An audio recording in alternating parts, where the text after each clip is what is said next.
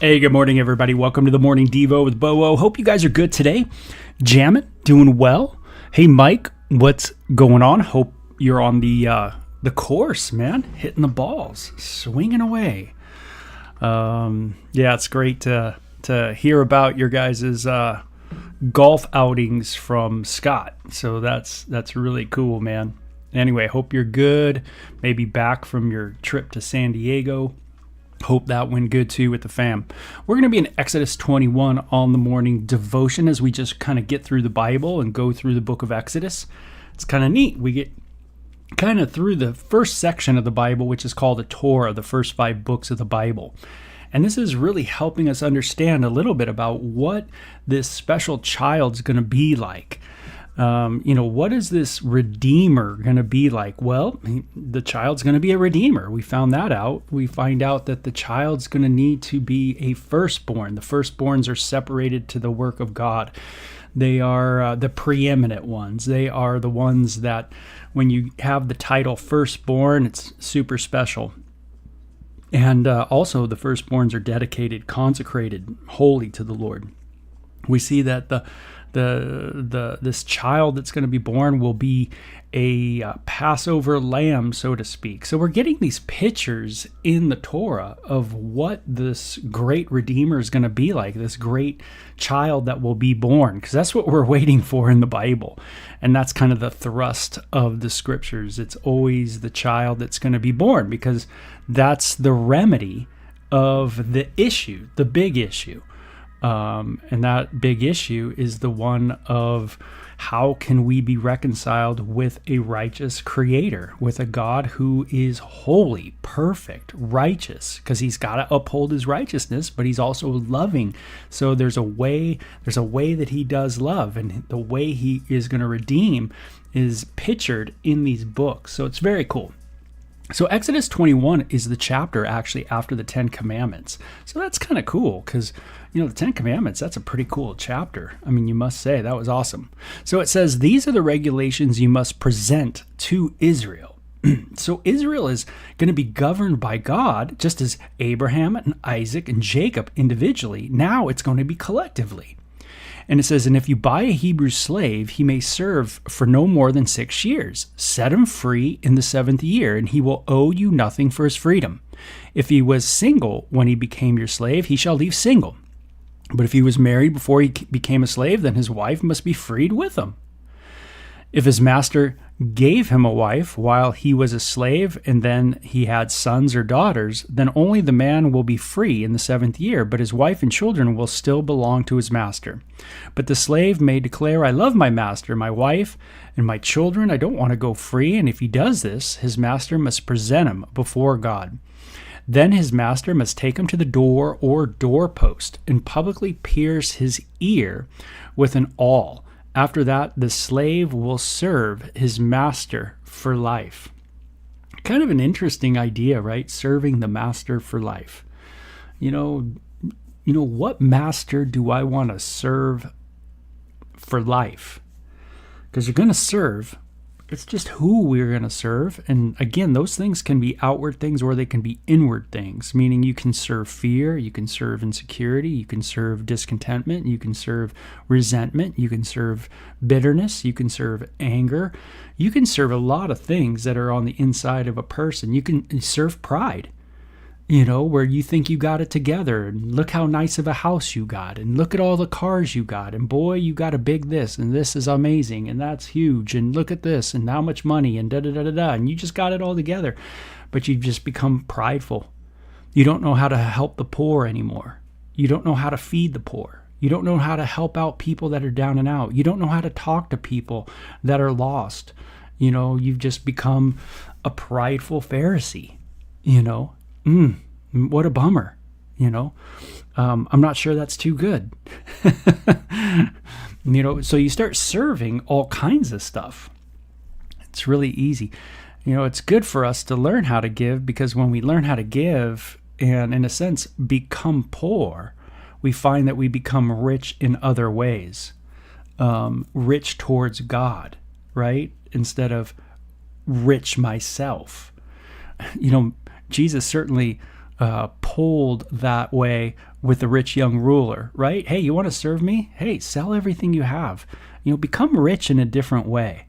Ooh, that's tough. You know why? Because it deals with our insecurities. We start serving the master of fear. What if? What's going to happen? What if I can't do this? What if I can't do that? Wow. Right? All of a sudden, you start going, whoa, dude, I've been living in insecurity and fear my whole life.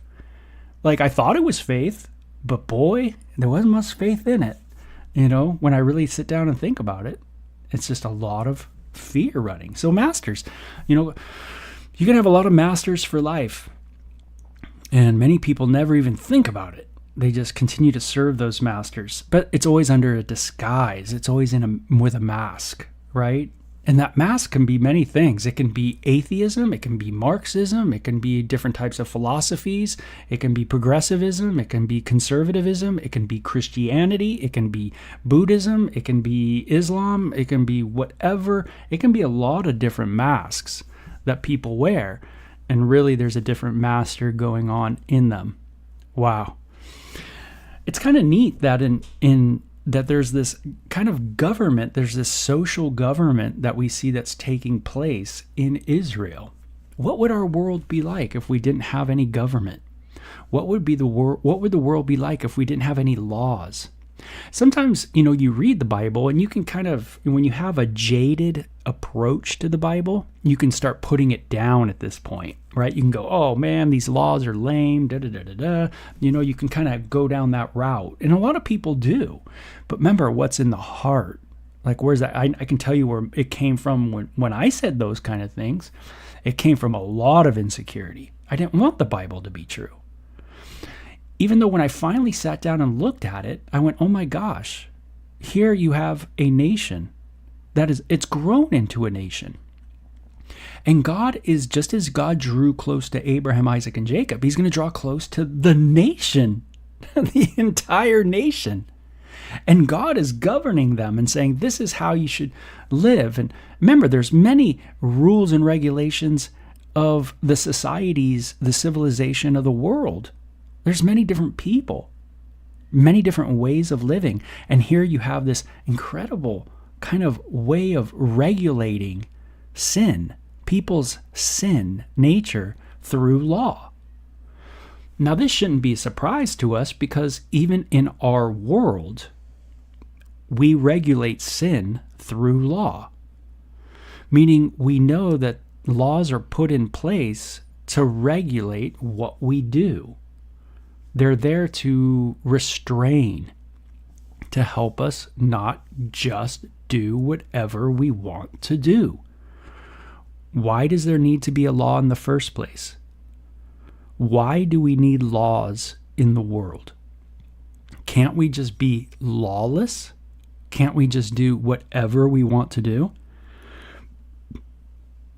If we go that route, the problem is we don't do the right thing. See, if human beings were initially good, then sure, you wouldn't need a law at all. You could just say, hey, humans, put the battery in, hit the on button, and we go. But the problem is when the batteries get put in and we hit go, everything goes bad. We are bent, as God said to Noah, right? From our childhood, we are filled with iniquity. That was part of the covenant with Noah, that we have this iniquity. It's part of us since the fall. We are bent and prone to go the wrong direction. Don't be surprised if in your marriage things go south. Why? Because you're prone to go the wrong direction. Don't be surprised when your body goes south, when your mind goes south, when your eyes go bad, when your ears go bad. We can't be surprised. Why? Because we are bent. We are prone to decay in every way, morally, biologically. We definitely need redeeming. And so we have laws, and the laws are there to actually restrain us. So we don't go too fast, so we don't go too slow, so we don't treat people this way, we treat people that way. That's the whole point. We have courts and a system. That's what this is. It's kind of neat that God shows us that law is important in the world. That even when he's governing the people of Israel, there needs to be law, because there needs to be this restraint on the people of Israel. So whether you like the laws or not, that's another. You can debate that forever. You can, I think it's great, I don't think it's good, da da da da da. But hey, that's not the issue. The issue is that we need law. And that's the big thing here. God says you can't mistreat someone who's working for you.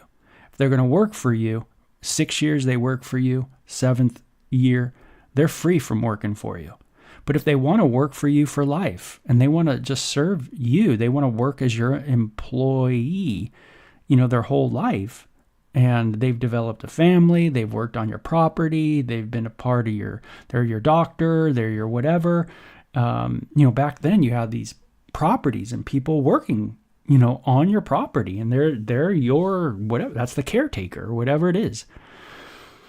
You can do this doorpost thing. It's kind of interesting, doorpost, right? Last time we saw doorpost was actually the Passover, the lambs that were slain and the blood that was put on the doorpost. And here you go to the doorpost, man, which probably meant, that's a heavy symbol to the Israelites.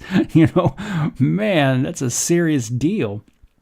And then you were to get a earring, if you will, and then after that, it would show that you are part of that that family. You are part of, in a sense, that workforce for that person.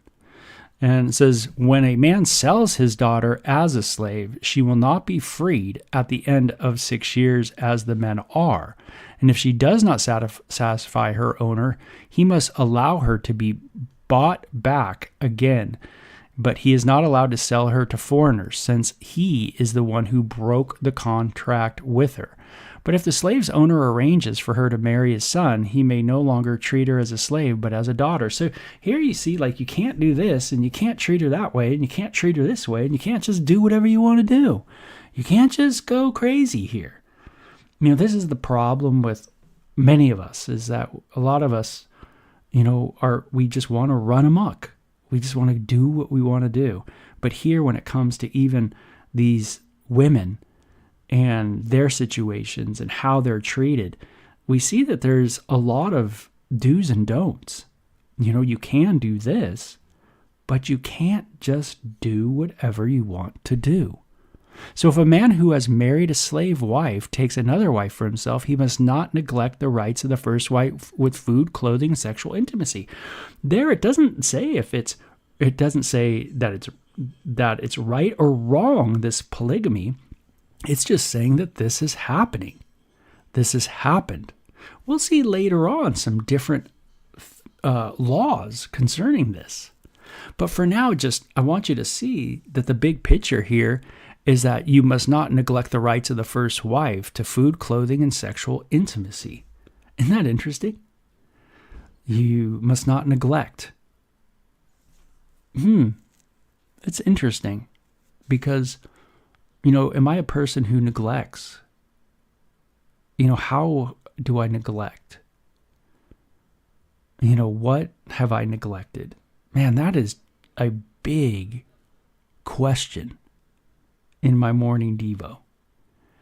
What are areas that I've neglected in my family, in my relationship with my wife?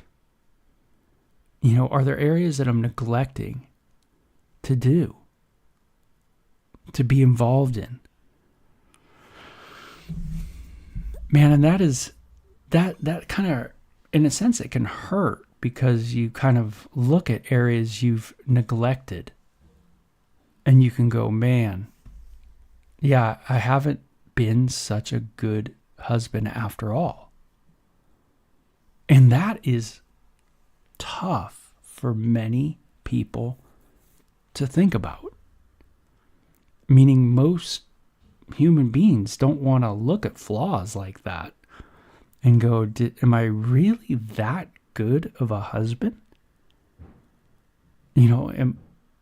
Or do I see that, man, there's areas that I have chosen to neglect, or maybe I've been too involved in my stuff.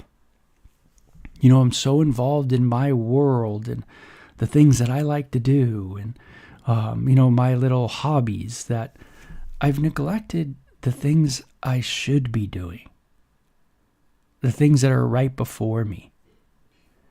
And it's neat that the Bible says this. I just think it's really cool, regardless of the situation and how one gets in these situations. And back then, of course, it's different than it is today a little bit.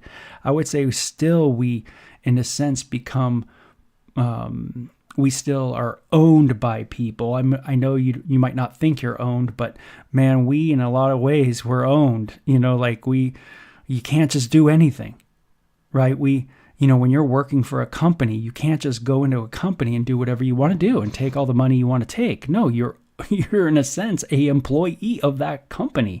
That company has a little piece of you, if you will. And so in that sense, we all are a slave to the grind, so to speak. But I love that it talks about what we do in there. Like how the bosses are to treat people. The people with power, how are they supposed to treat people? Are there people groups that are neglected? In society, are there people groups that are neglected? Is there particular social classes that are neglected? Who is neglected? Who is left out? And to me, it's sad when people are poor and they can't afford health care because it's so high.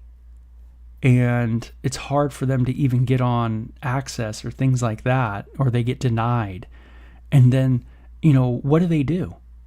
What do you do? Sell your car, sell your house? It's really sad. It's really sad that we have such a wealthy world and we can't take care of people. It's unbelievable. It's a shame, and it's something we'll be judged for, in the grand scheme of things. And how our attitudes are towards people. Are we neglectful? It's a big question, right? If he fails in any of these three obligations, she may leave as a free woman without making any payment, man. If you're neglectful, man, later I'm out. Anyone who assaults and kills another person must be put to death. Ooh, capital punishment, right? We already saw this in the book of Genesis. The image of God, human beings have been made. You take a life, then your life is to be taken. It is something that definitely shows that, we are not to act trifling when it comes to other human beings. Jesus said it this way: you call someone a fool, man, and you're in danger of hell. Your attitude, my attitude towards people, the way we talk about people, the way we think about people, we'll be judged for that. And Jesus made it pretty clear that, that is in itself deserving of not hanging out with God. You can't hang out with God when your mind is not into those that he created, that you don't love his creation, those made in his image. And that capital punishment certainly brings that, home, right? Woo, how do I treat those made in the image of God? But if it was simply an accident permitted by God, I will appoint a place of refuge where the slayer can run for safety. So we have cities of refuge, places you could run to. However, if someone deliberately kills another person, then the slayer must be dragged even from my altar and be put to death. Hey, don't think you could just run over to the place of worship and that's going to help you. You can't just run into the church and say, hey, I'm safe. Nope. If it's obvious that you did it and you murdered someone, then you are to be taken from that holy place and you are to be tried. And it says kidnappers must be put to death, or anyone who strikes father or mother must be put to death. Kidnappers must be put to death, whether they are caught in possession of their victims or have already sold them as slaves, right? You kidnap someone, you go put them you sell them slavery, put to death, you're done. Think of all the slavery that's gone on in our world since the beginning of time. And I'm talking about bad kinds of slavery. I'm not talking about work slavery, like you're working for someone, but I'm talking about the slavery that you kidnap someone and you put him as a sex slave, or you put him as a workforce slave, or children as slaves. And think of how much of that has gone on in the world. That's it, you're done. I mean, you go that route, you're done. Israel is, you want God to govern you, here we go. Now it says, anyone who dishonors father and mother must be put to death. Now suppose two men quarrel and one hits the other with a stone or fist, and the injured person does not die, but is confined to bed. If he is later able to walk outside again, even with a crutch, the assailant will not be punished, but must compensate his victim for lost wages and provide for his full recovery. That's really cool. Make restitution, recover, take care of the issue, man. Do the right thing. You get that. You dishonor your parents, you're done, right? You go that route. You want to go that route. It sets a precedent. Like, think of it this way. What if everybody dishonored their parents? What would the world be like? Do you see the problem? Like, how we can understand what is good laws or bad laws is if everybody did it. What would happen if everybody disobeyed their parents? Everybody ran amok. Kids did whatever they wanted to do. They couldn't, there was no obedience to parents. What would the world be like?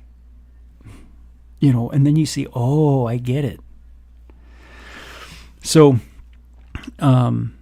taking care, recovery, taking care of someone who you in a sense have an accident. You have to take care of the person. If a man beats his male or female slave with a club and the slave dies as a result, the owner must be punished. But if the slave recovers within 2 days, then the owner shall not be punished, since the slave is his property.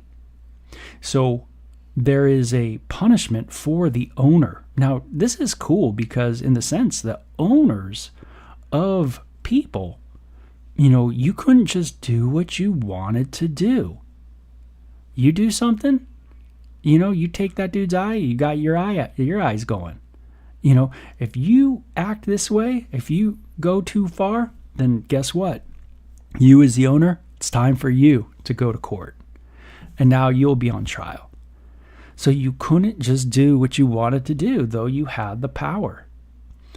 God has a checks and balances and an accountability for all people. Not that all people are in the same place in their life, but that all people are accountable to God. And that is something that is quite clear in this section. Now, suppose two men are fighting, and in the process they accidentally strike a pregnant woman and she gives birth prematurely. If no further injury results, the man who struck the woman must pay the amount of compensation the woman's husband demands, and the judges approve. So you see there's judges involved in this. It's not giving us a detail of what it's like in court or anything, but it's just making it clear that there's a court situation, there's judges involved, and you got to deal with it.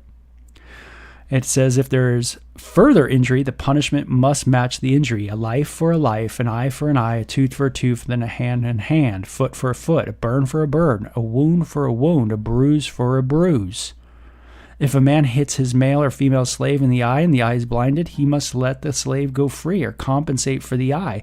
So if you hurt your slave, then guess what? The judge is going to make a, hey, okay, you smacked him around and now he has no ear. Now he's deaf. Well, okay, let's go to the court. Court says, you know what? You got to let him go. He's no longer, you can't treat people this way. I mean, it's really cool that it's this kind of style. It's unfortunate that human beings have run amok with all the power that they have accumulated.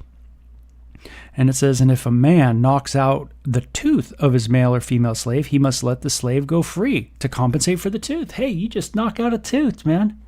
You strike me in the mouth, let it go. Then, dude, you're out. I'm not working for you no more. And you have a right to be free. You can go work for someone else now. Very, very cool. Ahead of its time. Boy, I wish we could kind of understand and maybe even go back to something like this where we have hearts where we don't want to neglect people, that people in power have a real accountability for how they're treating other people in lower social classes, let's say, people that are the marginal person, that they're being treated well, that you can't just abuse people. You can't just, sell people to whoever you want to sell. You can't just use people. You can't just this kind of thing. If an ox gores a man or a woman to death, the ox must be stoned and its flesh may not be eaten. In any case, however, the owner will not be held liable. And it says, but suppose the ox had a reputation for goring, and the owner had been informed but failed to keep it under control, neglected, taking care of his property.